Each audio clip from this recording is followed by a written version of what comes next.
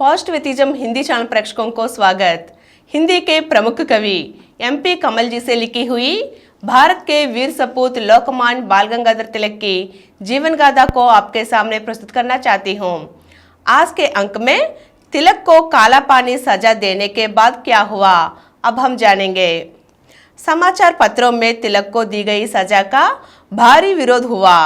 Britain के समाचार पत्रों ने तिलक को भारत का सर्वश्रेष्ठ नेता बताया और तिलक को दी गई सजा की निंदा की। ब्रिटेन के संसद सदस्य लॉर्ड मॉलरे ने गवर्नर के नाम अपने पत्र में लिखा कि अब मैं क्या विरोध करूं, परंतु यदि आपने तिलक को सजा दिलाने से पहले मुझसे परामर्श किया होता, मैं तिलक को हाथ नहीं लगाने देता। तिलक को मिली सजा के विरुद्ध प्रिवी काउंसिल में अपील करने के अनेक प्रयास किए गए, परंतु अनुमति नहीं मिल सकी। तिलक को अस्थायी रूप से साबरमती जेल में ले जाया गया था। तिलक को किस जेल में रखा जाए, इस पर काफी दिनों तक विचार विमर्श होता रहा। अंततः उन्हें मांडले जेल में रखना तय किया। 14 सितंबर को हार्डिंज नामक जहाज द्वारा तिलक को मांडले रवाना कर दिया गया।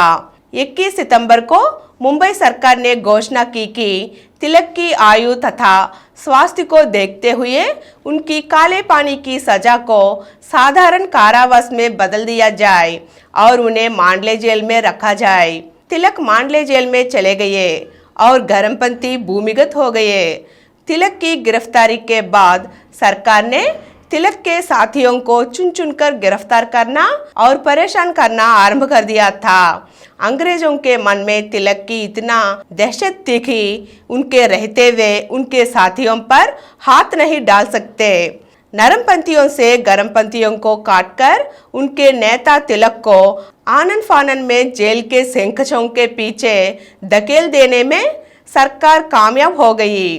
बहिष्कार, स्वदेशी और मद्य निषेध का आंदोलन चलाकर सरकार के आर्थिक आधार को नेस्तनाबूद करने की योजना रखने वाला यह महामस्तिष्क जेल में डाल दिया गया था। तिलक की गिरफ्तारी के विरुद्ध कुछ नरमपंथी नेताओं ने अपनी जुबान अवश्य खोली, शेष को तो जैसे सांप सूंघ गया। भारत तथा विदेशी समाचार पत्रों ने तिलक की सजा को गलत ठहराया। तिलक स्पष्ट विचारों को संघर्षशील व्यक्ति अवश्य थे, परंतु उनके मन में किसी के प्रति द्वेष नहीं था।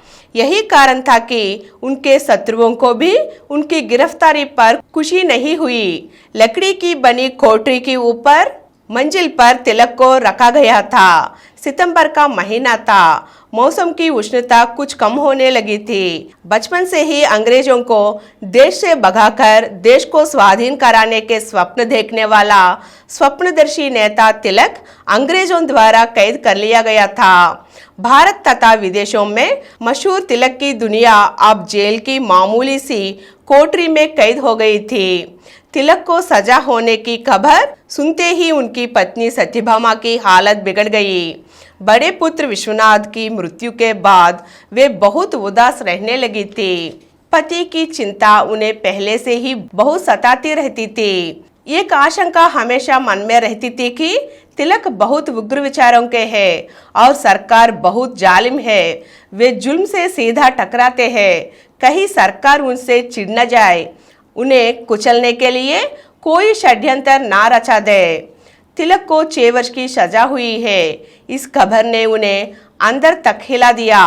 वे समझ गई कि वह घड़ी आ पहुंची है जिसकी आशंका उनके मन में सदा बनी रहती थी। अकेले तिलक ही तो है जो ब्रिटिश साम्राज्य को चुनौती देते हैं और फटेहाल जनता को दुख दर्द दूर करना चाहते हैं। अंग्रेज उन्हें ऐसा नहीं करने देना चाहते। अंग्रेजों से दुश्मनी मोल लेकर उन्होंने अपने आप को धार पर रख दिया है। अब तिलक नहीं बच पाएंगे।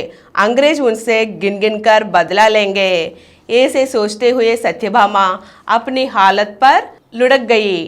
अगले अंक में सत्यभामा के बारे में कुछ अंशों को जानेंगे। धन्यवाद।